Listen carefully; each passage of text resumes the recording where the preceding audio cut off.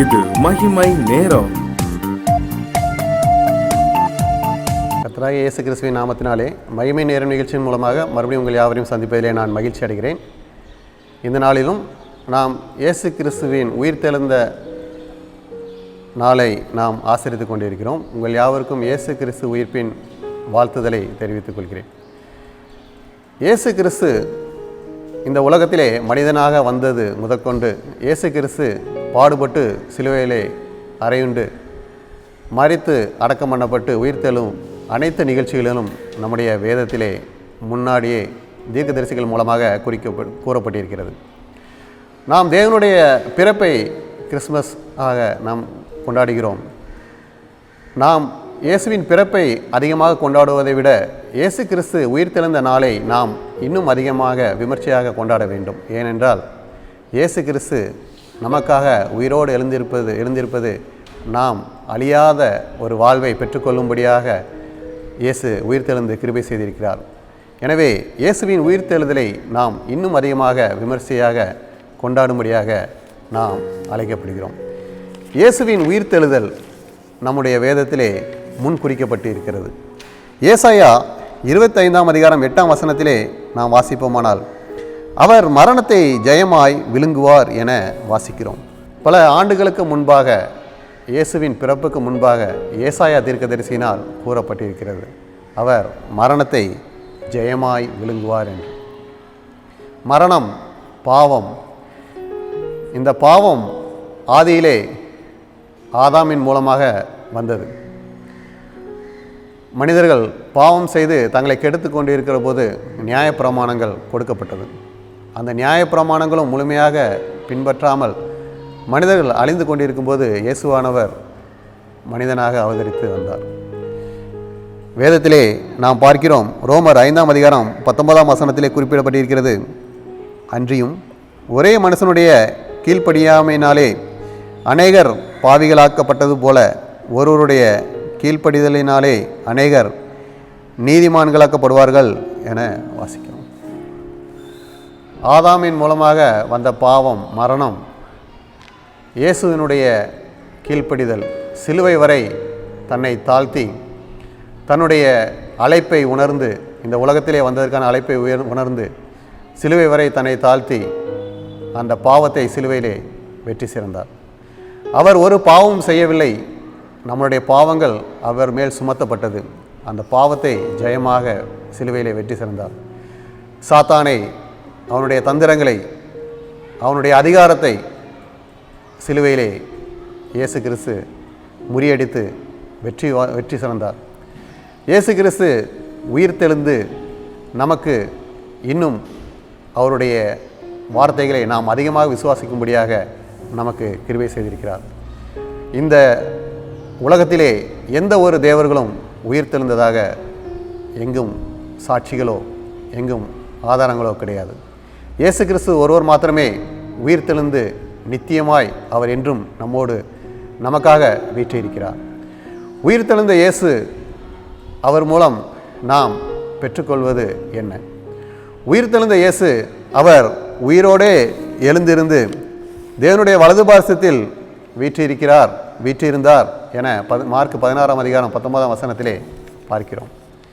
இயேசு கிறிஸ்து பாவத்தை மேற்கொண்டு உயிர்த்தெழுந்து தேவனுடைய வலது பார்சத்திலே வீற்றிருக்கிறார். ஏன் என்றால், நாமும் இயேசு கிறிஸ்து நமக்காக ஆயத்தம் பண்ணி வைத்திருக்கிற பரலோக ராஜ்யத்தை பெற்றுக்கொள்ளும்படியாக, பாவத்திலிருந்து பாவ வாழ்க்கையிலிருந்து விடுபடியும்படியாக, நாம் பாவ மன்னிப்பை பெறும்படியாக தேவனிடம் நமக்காக வேண்டுதல் செய்யும்படியாக தேவனுடைய வலது பார்சத்திலே வீற்றிருக்கிறார். அவர் நமக்காக வேண்டுதல் செய்வார். இது நமக்கு கொடுக்கப்பட்ட கிருபை நாட்கள் என்று எடுத்துக்கொள்வோம். இயேசு நமக்காக, நம்முடைய பாவங்களுக்காக தேவனிடத்திலே வேண்டுதல் செய்து கொண்டிருக்கிறார். நாமும் பரிசுத்தமாக்கப்பட்டு இயேசு கிறிஸ்து ஆயத்தம் பண்ணி வைத்திருக்கிற பரலோக ராஜ்யத்தை சுதந்திரித்துக் கொள்ள வேண்டும் என்று. இரண்டாவது, அவர் உயிர்த்தெழுதலின் மூலமாக நாம் பார்க்கும்போது அவருடைய கல்லறை திறக்கப்பட்டிருக்கிறது. அவருடைய கல்லறை திறந்து இருக்கிறது. உலகத்திலே ஒரு மனிதன் மரித்துவிட்டு அவனை அடக்கம் பண்ணும்போது அந்த கல்லறை அடைபட்டு இருக்கும். அந்த கல்லறையிலே அவனுடைய உடம்பு, சரீரம் இருக்கும். ஆனால் இயேசுவின் சரீரம் அந்த கல்லறையிலே இல்லை. அந்த கல்லறை திறக்கப்பட்டிருக்கிறது. இது நமக்கு ஒரு அடையாளமாக கொடுக்கப்பட்டிருக்கிறது. இயேசு உயிர்த்தெழுந்து விட்டார். அதுபோல இயேசுவுக்குள்ளாக மரிக்கும் பரிசுத்தவான்களும் இயேசுவின் இரண்டாம் வருகையிலே உயிரோடு எழுந்திருப்பார்கள். அவருடைய கல்லறையும் திறக்கப்படும் என்பதற்கு அடையாளமாக இயேசுவின் கல்லறை திறக்கப்பட்டிருக்கிறது. அவருடைய சரீரம் அங்கு இல்லை. பரிசுத்தவான்கள் இயேசுவின் இரண்டாம் வருகையிலே அவருடைய சரீரத்தோடு எழுந்திருப்பார்கள். அவருடைய கல்லறையில் திறக்கப்படும் என்பதற்கு அடையாளமாக அந்த காரியம் நமக்கு வேதத்திலே குறிப்பிடப்பட்டிருக்கிறது. எனவே அப்படிப்பட்டதான ஆசீர்வாதங்களை நாம் பெற்றுக்கொள்ளும்படியாக பரிசுத்தமாய் நீதிமான்களாய் வாழ வேண்டுமானால் நாம் இயேசு வாழ்ந்த வாழ்க்கையை அவருடைய வேதத்தின்படி நாம் வாழ கற்றுக்கொள்ள வேண்டும். ஒருவேளை நம்மால் அது முடியாது என்றே வைத்து கொண்டாலும் இயேசு கிறிஸ்துவிடம் கேட்கும்போது அவர் நிச்சயமாய் நமக்கு நம்முடைய பாதையிலே செவ்வையாய் நடக்கும்படியாக, பரிசுத்தமாய் வாழும்படியாக, பாவத்தை மேற்கொள்ளும்படியாக கிருபை செய்வார். மேலும் நாம் பார்க்கிறோம், பாவத்தை நாம் மேற்கொள்ளும் போது பாவம் நம்மை மேற்கொள்ளாமல் இருக்கும்போது நாம் பரிசுத்தமாய் வாழ்ந்து இந்த உலக ஓட்டத்தை நாம் ஓட முடியும். இயேசு உயிர்த்தெழுந்ததின் மூலம் நாம் தைரியமாக கூற முடியும், மரணமே உன் கூர் எங்கே, பாதாளமே உன் ஜெயம் எங்கே என்று. ஒருவேளை நமக்கு மரணம் நேரிட்டாலும் அந்த மரணம் நமக்கு முடிவல்ல. இரண்டாம் வருகையின் போது இயேசு நம்மை உயிரோடு எழுப்புவார் என்று நமக்கு ஒரு நிச்சயம் இருக்கிறது. வேதத்திலே வாசிப்போமானால் 1 கொரிந்தியர் 15ஆம் அதிகாரம் 23ஆம் வசனத்திலே வாசிக்கிறோம், அவனவன் தன் வரிசையிலே உயிர்ப்பிக்கப்படுவான். முதற் பலனானவர் கிறிஸ்து, பின்பு அவர் வருகையில் அவருடையவர்கள் உயிர்ப்பிக்கப்படுவார்கள் என்று வாசிக்கிறோம். இயேசு கிறிஸ்து முதற் பலனானவர். அவர் உயிர்த்தெழுந்து விட்டார். தேவனுடைய வலது பாரிசத்திலே வீற்றிருக்கிறார். நமக்காக பரலோக ராஜ்யத்தை ஆயத்தம் பண்ணி வைத்திருக்கிறார். அவருடைய இரண்டாம் வருகையிலே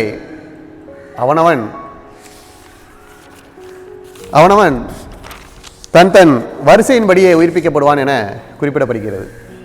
அப்படியானால் ஒவ்வொருவருக்கும் ஒவ்வொரு காலங்கள் ஏற்படுத்தப்பட்டிருக்கிறது. நம்முடைய வாழ்க்கை இந்த உலகத்தில் எவ்வளவு நாட்கள் என்று நமக்கு தெரியாது.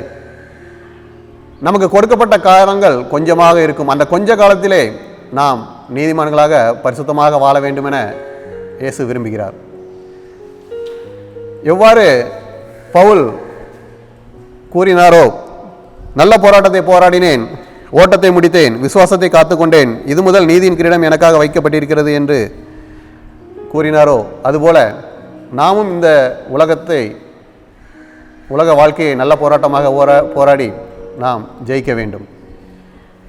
ஜீவ கிரீடமாகிய பரலோக ராஜ்யத்தை நாம் சுதந்திரித்துக் கொள்ள வேண்டும். இயேசு கிறிஸ்து கொடுத்த உயிர்த்தெழுதலின் நிச்சயத்தை பெற்றுக்கொண்டு நாம் இயேசுவின் இரண்டாம் வருகையிலே உயிரோடு எழுந்திருக்க வேண்டும் என்பதே இயேசு கிறிஸ்துவின் உயிர்த்தெழுதலில் இயேசு நம்மிடத்திலே விரும்புகிறது. எனவே பாவத்தின் பிடிவிலிருந்து விலக்கிக் கொள்ளும்படி இயேசுவை நாம் பிடித்து கொள்வோம், பரிசுத்தமாக்கப்படுவோம். இயேசுவின் உயிர்த்தெழுதலே இயேசுவின் இரண்டாம் வருகையிலே நாம் உயிர்த்தெழுந்து அவரோடு பரலோக ராஜ்யத்தை சுதந்திரித்துக் கொள்வோம். அப்படிப்பட்டதான கிருபைகளை கர்த்தர் நமக்கு தருவாராக. ஆமென். ஜெபம். இயேசுவே, இந்த நாளிலும் உம்முடைய உயிர்த்தெழுதலை பற்றி நாங்கள் சற்று தியானித்தோம்.